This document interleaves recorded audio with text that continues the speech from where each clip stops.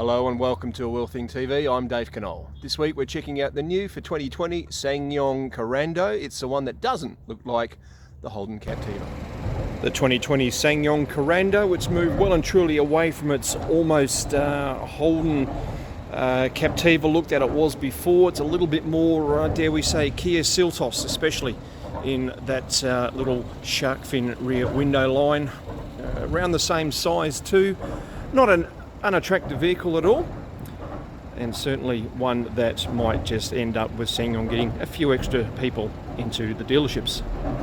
SsangYong likes to imbue its cars with just a little bit of something different, and in this case you can adjust the colours of the backlighting to a point of the dials in the driver's display. So if we actually go back to our main screen, it's in the settings part of the car, and you select your colour settings via the dashboard settings, and then you can have it during the daytime at yellow, or you can go sky blue, or you can turn it off, or white and red, and you can do the same in for nighttime driving, which is all very well and good, but you know, just something a little bit quirky.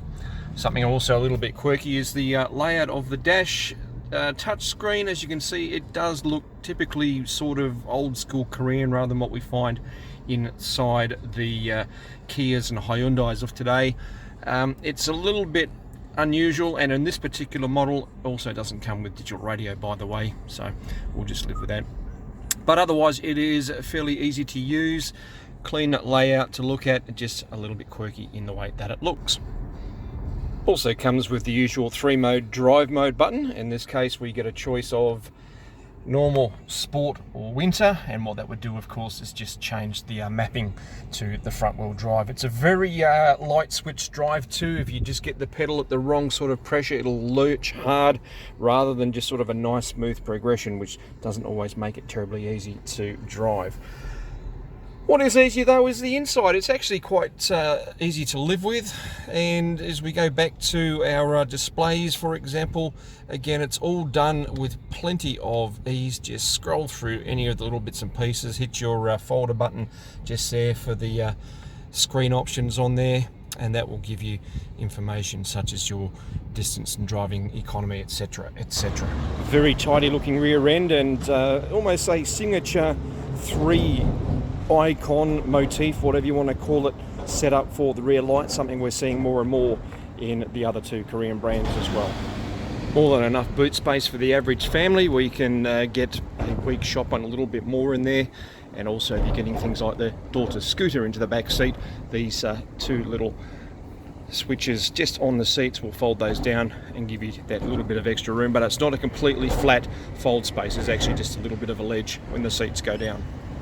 Power comes from a 1.5 litre turbo petrol engine, 120 kilowatts and 299 newton meters of torque, and that's spread across 1500 to 4500 RPM, making it very drivable out on the highway in the normal roads, but it's just a little bit light switchy as that torque comes into play.